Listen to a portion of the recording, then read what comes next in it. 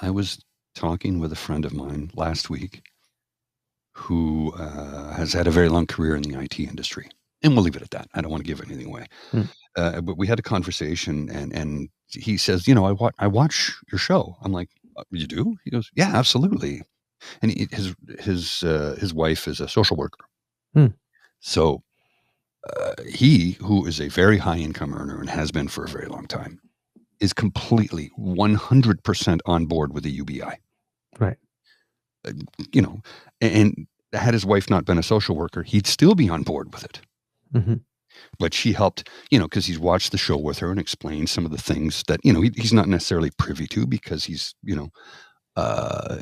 his operational endeavors on a daily basis are concerned with something completely different, right? Right. And he worked insane hours and traveled all over the world for a long time. Anyway, he said one of the things he said about it is without a UBI, people are going to die in the next 10 years. Mm-hmm. Actually, even less than that. And I said, well, there's jobs that exist right now that won't exist in 3 to 5. He goes, my job won't exist in 6 months. I'm like, what? He goes, yeah.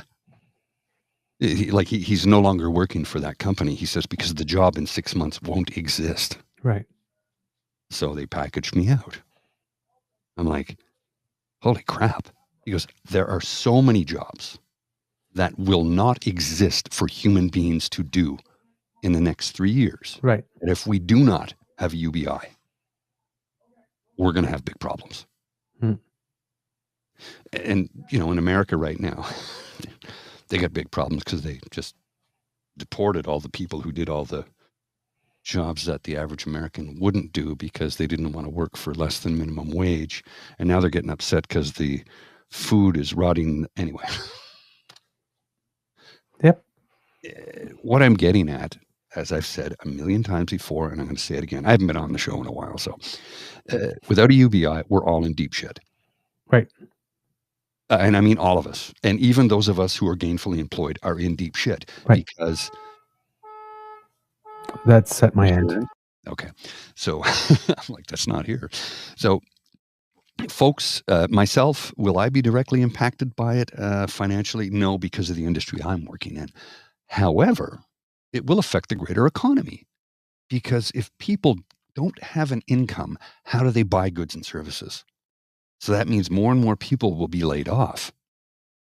There was an article I read just the other day on the CBC about a pub owner in downtown Toronto who received something like 700 applications for 5 positions. He's like, I want to be able to help all these people, but I simply can't do it because 700 for 5 positions.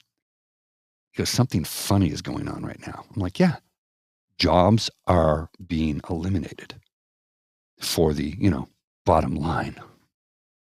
Well, the bottom line isn't going to work out too well when eventually we discover that, there's nobody to buy the products. Right. That's the people who play Monopoly for real. Forget you have to leave enough. Yeah. You can't take it all. You have to leave enough for the wheels to keep greasing, or else it's going to come back and bite you at some point.